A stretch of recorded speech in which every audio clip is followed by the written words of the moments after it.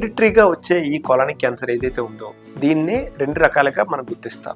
ఒకటి ఫెమేలియల్ ఎడినోమెటస్ పాలిపోసిస్ అనే ఒక వ్యాధి, ఇంకొకటి హెచ్ఎన్పిసిసి అని అంటాం, అంటే hereditary non polyposis colorectal cancer.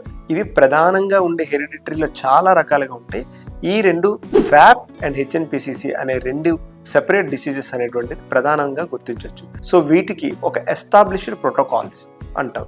అంటే ఏంటి అంటే ఇంటిలో ఆర్ ఫాదర్కి కానీ మదర్కి కానీ ఎవరికైతే ఫెమిలియల్ ఎడినోమెటస్ పాలిపోసిస్ ఉన్నాయో వీరు 16 ఏళ్ళ నుండే కొలనోస్కోపీ అనేది స్క్రీనింగ్ చేయించుకోవాల్సిన అవసరం ఉంటుంది.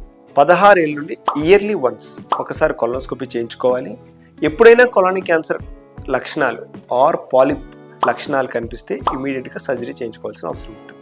లేదు వీళ్ళకి 16 ఏళ్ళ నుండి ప్రతి సంవత్సరం కొలనోస్కోపీ చేయించుకుంటున్నారు, వీళ్ళకి ఎటువంటి కొలానిక్ క్యాన్సర్ లక్షణాలు రాలేదు, అయినా కూడా 40 ఏళ్ళ తర్వాత వచ్చే రిస్క్ చాలా ఎక్కువగా ఉంటుంది. కాబట్టి పూర్తిగా పెద్ద పేగుని 40 ఇయర్స్ తర్వాత తొలగించుకోవాల్సి ఉంటుంది, క్యాన్సర్ ఉన్నా క్యాన్సర్ లేకపోయినా కూడా.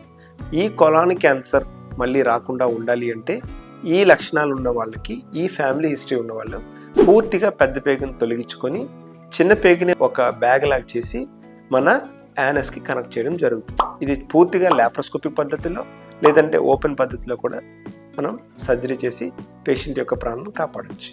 Thank you.